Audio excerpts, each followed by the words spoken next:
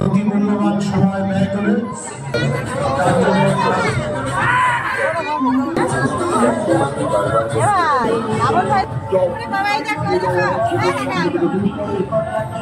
হিন্দু মৃত্যুর পর যমেরা সমস্ত জাতিকে যমরাজের আশ্রয় এসব পাপীদের শাস্তি একমাত্র এদেরকে গরম তেলে পোড়ানো। যাও আমার চোখের সামনে থেকে দূর করো। আমাকে ক্ষমা করে দিন প্রভু, আমি এই ভুল কাজ আর কোনোদিনও করবো না।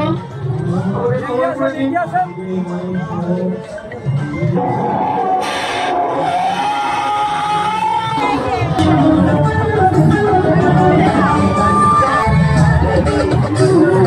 ছাড় করা